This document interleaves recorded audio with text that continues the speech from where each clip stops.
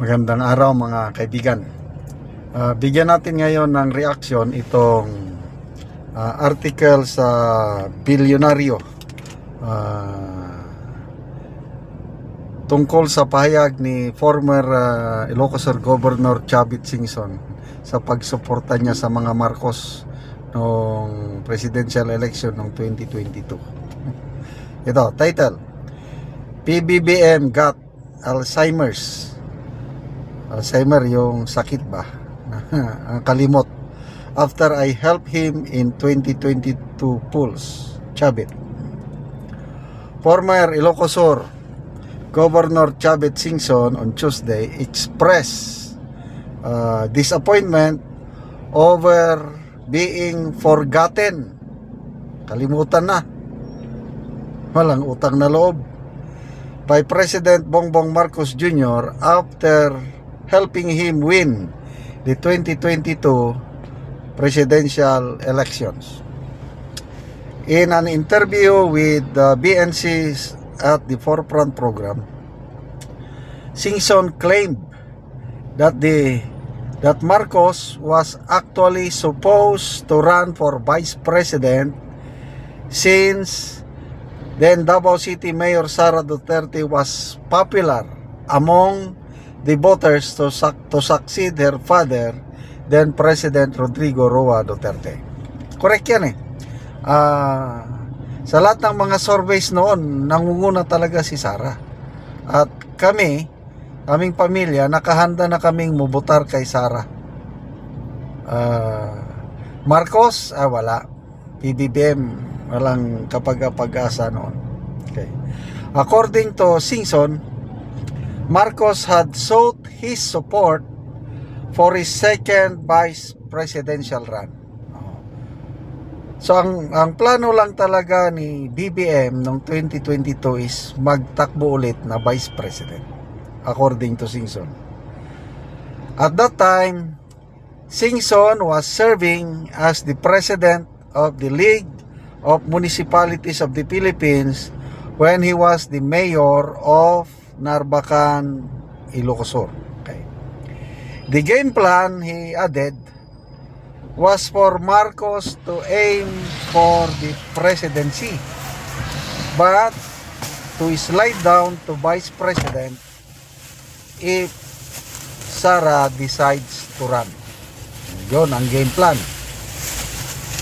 So ito yung usapan. Mag-file tayo ng Certificate of Candidacy for President. Pero pag nag-file si Sara, you have to slide down. Then I have to talk to Sara. Ikaw ang Vice President para protektado ka. Yan ang sinabi ni Singson kay then candidate BBM. Sabi pa ni Singson, si Sara siguradong mananalo for president. Nobody would beat her. She's very popular that time, he told program host Karen Jimeno. Ito na ang masakit, sabi ni Singson. Pero after the election, may Alzheimer na si Bongbong. Di na ako kilala. Yan ang tatak ng Junior. Madaling makalimot. Pati yung tumulong sa kanya sa pagkapanalo, nalimutan niya na. Pati yung tumulong, nagpalibing sa tatay niya, nalimutan niya na. Hindi lang nalimutan, pinalipad pa sa The Hague, Netherlands at ipinakulong. Ayan ang tatak Junior. Yan, ito ang mabigat. Sabi ni Governor Singson, he said he would no longer support the president and his family in future elections after his rather forgettable experience with the Marcos in the last presidential balloting. Ito na siguro, yan, kanyang payag. Ito na siguro ang last na pagsuporta ko sa mga Marcoses dahil hindi kami kilala. Ito ang mabigat. Sabi niya, Singson said that he would back Sara if she opts to seek the highest elective post in 2028. I will support her. Yan na. Ito na yung bandwagon.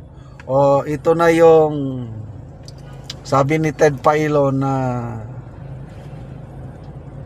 unti-unti nang gumagapang ang mga kandidato, mga politiko, papunta sa pinakamalakas na kandidato for 2028. Sino ang pinakamalakas?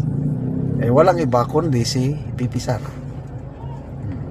Yung pahayag ni Senator Zubiri, yung press conference niya kahapon ata, sabi niya, ang pinakamalakas na kandidato si VP Sara pa rin. Kaya gusto nilang i-impeach dahil gusto nilang mapalitan at para ang pinakamalakas na kandidato is si VP Sara, sabi ni Senator Miguel Zubiri.